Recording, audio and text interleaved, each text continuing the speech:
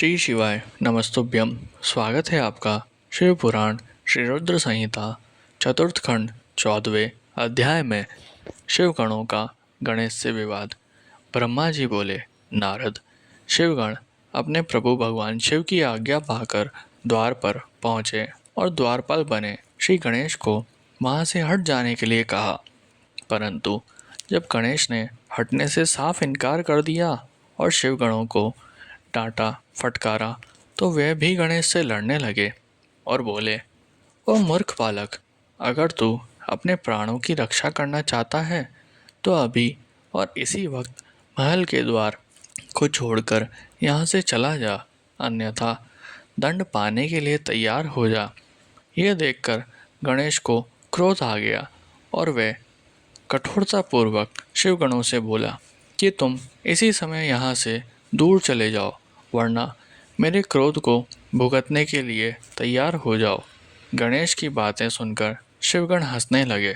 फिर द्वारपाल श्री गणेश को डांटते हुए बोले, मूर्ख, हम भगवान शिव के गण हैं और उनकी आज्ञा से ही तुम्हें यहाँ से हटने के लिए कह रहे हैं। अब तक तुम्हें बालक समझकर हम छोड़ रहे थे, परंतु तुम तो बहुत ही हठी बालक हो, जो मानने को बिल्कुल भी तैयार नहीं हो। अभी भी कहते हैं कि शीघ्र ही यहाँ से हट जाओ, अन्यथा मार दिए जाओगे। शिवगणों के इन वाक्यों को सुनकर गणेश जी अत्यंत क्रोधित हो गए। उन्होंने शिवगणों को डांटा और धमकाकर वहाँ से भगा दिया। उन्हें इस प्रकार डांटने से शिवगण भयभीत होकर वहाँ से भागकर भगवान शिव के पास वापस आ गए। वहाँ जाकर उन शिवगणों ने अपने स्वामी भगवान शिव को जाकर सारी बातें बता दी। यह सुनकर भगवान शिव ने क्रोधित होकर श्री गणेश को द्वार से हटाने का आदेश अपने गणों को दिया। शिवगण पुनः द्वार पर पहुँचे और गणेश को हटाने के लिए कहने लगे, परंतु गणेश ने वहाँ से हटने से साफ इनकार कर दिया। गणेश निर्भय होकर उन गणों से बोला कि मैं पार्वती का पुत्र हूँ और तुम भगवान शिव के गण हो। हम दोनों ही अपनी अपनी जगह अपने अपने कर्तव्य का पालन कर रहे हैं।